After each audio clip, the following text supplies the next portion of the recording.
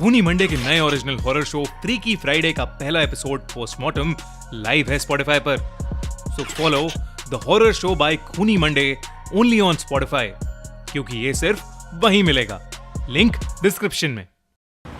एक popular fashion institute के fest की कल्चरल नाइट चल रही थी। कॉलेज स्टूडेंट्स को ड्रॉप पिकअप करने के लिए वहां ऑटो वालों का जाम लगा हुआ था। उन्हीं में से एक ऑटो रिक्शा ऋषि का भी था। किसी नॉर्मल दिन पर अपनी ऑटो लेकर वो रात 10 बजे तक घर लौट जाता था, लेकिन उस दिन उसे लौटे हुए रात के 1 बज चुके थे। ऋषि अपनी ऑटो लेकर उस कॉलेज से निकला तो रोड के ठीक सामने उसे एक बड़ा सा जंगल दिखा। उस जंगल का नाम था संजय वन और वो देखने में बहुत ही ज्यादा डरावना लग रहा था। ट्रैफिक से बचने के लिए ऋषि ने एक लेफ्ट कट लिया। उसने अनुमान लगाया कि वो लेफ्ट कट जरूर मेन रोड की तरफ ही जाता होगा। उस घने और डरावने जंगल के ठीक बगल में ऑटो चलाते हुए ऋषि को थोड़ा डर लग रहा था। अपना ध्यान जंगल से हटाने के लिए उसने अपने ऑटो में रेडियो ऑन कर दिया। पहले तो रेडियो ठीक से चला, लेकिन कुछ ही पलों में उस रेडियो में अजीब सी डिस्टरबेंस आने लगी। फिर एकदम से किसी औरत के कुछ बोलने की आवाज आई तो ऋषि ने घबराकर वो रेडियो ऑफ ही कर दिया। घबराए हुए ऋषि की नजर बार बार उस घने और भयानक जंगल की तरफ जा रही थी। तेज हवा की वजह से जंगल के पेड़ जोर से हिल रहे थे।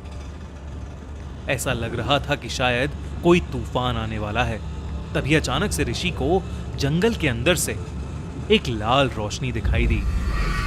वो चमकती रोशनी बार बार उसे दिख रही थी। ऋषि को कुछ समझ नहीं आ रहा था। वो बस अपना ऑटो सीधा सीधा चलाए जा रहा था। तभी उसकी ऑटो के सामने एक ट्रैफिक पुलिस वाला पता नहीं कहां से आ गया और उसने ऋषि को ऑटो रोकने के लिए हाथ दिया। लेकिन ऋषि की ऑटो की स्पीड बहुत तेज थी और वो टाइम पर ऑटो नहीं रोक पाया। ऋषि का ऑटो उस ट्रैफिक पुलिस वाले के अंदर से आर पार हो गया। ऋषि ने ब्रेक मारकर जब फाइनली ऑटो रुकी तो वो डर के मारे कांप रहा था। उसे लगा कि उसके हाथों एक एक्सीडेंट हो गया है। किसी तरह जब उसने पीछे मुड़कर देखा तो सड़क पर दूर दूर तक कोई भी नहीं था। ऋषि ने ऑटो से उतरकर रोड पर ध्यान से देखा, पर फिर भी उसे वहां कोई दिखाई नहीं दिया। वो वहां से जल्दी निकलना चाहता था। वो अपने ऑटो में वापस बैठा और उसे स्टार्ट करते हुए उसकी नजर रियर व्यू मिरर पर पड़ गई। उसने जो देखा उसे देखकर वो सुन्न पड़ गया। वो ट्रैफिक पुलिस वाला उस ऑटो की पिछली सीट पर बैठा हुआ था। ऋषि उसे देखते ही जोर से चिल्लाया, पर उस पुलिस वाले ने अचानक ही उसका गला पकड़ लिया। अंधेरे में उस पुलिस वाले का चेहरा नहीं दिख पा रहा था, लेकिन ध्यान से देखने पर ऋषि को दिखा कि उस ट्रैफिक पुलिस वाले का गला आधा कटा हुआ था और चेहरे पर बड़ी बड़ी खरोंचें थीं। ऋषि डरकर जोर से चिल्ला पड़ा, लेकिन उस सुनसान सड़क पर दूर दूर तक कोई भी नहीं था। इसी बीच ऋषि को जंगल के अंदर फिर वही लाल लाइट दिखने लगी। संजय वन के ठीक सामने की दीवार बीच से टूटी हुई थी। अपना गला किसी तरह छुड़ाकर वो उसी दीवार के बीच से जंगल के अंदर घुस गया। बिना कुछ सोचे समझे वो बस भागता रहा। कुछ देर बाद जब वो रुका तो उसने देखा कि वो जंगल के बहुत अंदर आ चुका था।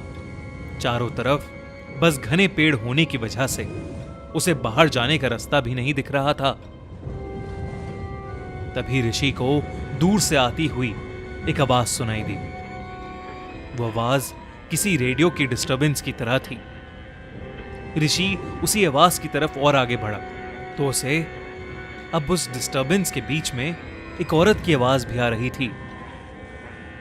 ऋषि को अपने कानों पर यकीन नहीं हो रहा था, क्योंकि यह आवाज बिल्कुल उसके ऑटो के रेडियो जैसी ही थी। ऋषि उस आवाज के और नजदीक गया तो उसे वो लाल रोशनी दिखी। वो रोशनी एक औरत की आंख से आ रही थी। एक औरत जो अपने हाथों में एक पुराना सा रेडियो लिए पेड़ के ऊपर बैठी रो रही थी। ऋषि उसे देखकर बहुत ज्यादा डर गया। उसने सोचा कि वहां से चुपचाप चले जाना ही बेहतर है, लेकिन तभी उसका पैर जंगल की एक सूखी टहनी पर पड़ गया और टहनी टूटने की आवाज पूरे जंगल में गूंज उठी। उस आवाज को सुनते ही उस औरत की नजरें सीधा ऋषि पर पड़ी और उसका चेहरा देखकर ऋषि की रूह कांप गई। उसके चेहरे पर भी बहुत सारे कट्स लगे हुए थे और उसकी आंखें खून सी लाल चमक रही थीं। वो चीखती हुई सीधा उस पेड़ से नीचे कूद आई। ऋषि ये देखते ही वहां से उल्टे कदम भागने लगा और वो चुड़ैल भी उसके पीछे जानवर की तरह भाग रही थी। भागते भागते ऋषि को बाहर एक बिल्डिंग दिखाई दी। वो उसी की तरफ बस भागता रहा। करीबन 1.5-2 किलोमीटर भागने के बाद वो उस बिल्डिंग के नजदीक आ गया। वहां पर एक पुलिस स्टेशन था। हाफता हुआ ऋषि जब वहां पहुंचा तो वो ढंग से अपने साथ हुआ हादसा बता भी नहीं पा रहा था। जैसे तैसे करके ऋषि ने उन पुलिस वालों को अपने साथ हुआ हादसा बताया।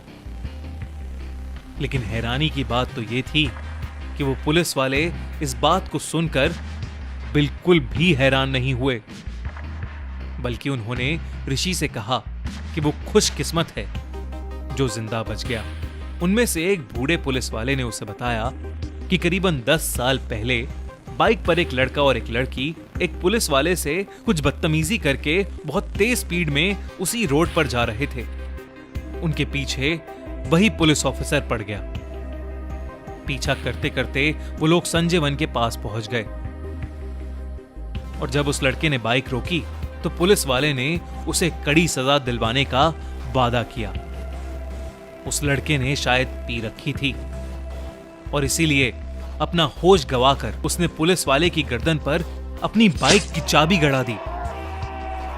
उस पुलिस वाले की गर्दन पर एक गहरा कट लग गया और उसकी गर्दन से बहुत सारा खून बहने लगा, जिसकी वजह से वो पुलिस वाला अधमरा सा हो गया। पुलिस वाले को ऐसी हालत में देख वो लड़का सिटपिटा गया और उस लड़की को छोड़कर वहां से अपनी बाइक पर भाग गया। उस लड़की के हाथ में सिर्फ उसका एक पुराना रेडियो था। उस रात उस लड़की का क्या हुआ ये कोई नहीं जानता, पर आज भी कहते हैं कि उस पुलिस वाले और लड़की की आत्मा उसी जगह पर भटकती रहती है। ये सब सुनकर ऋषि के पैरों तले जमीन खिसक गई। उसने शुक्र मनाया कि वो बाल बाल बच गया और उसने तय किया कि वो अब कभी भी संजय वन के आसपास भी नहीं भटकेगा।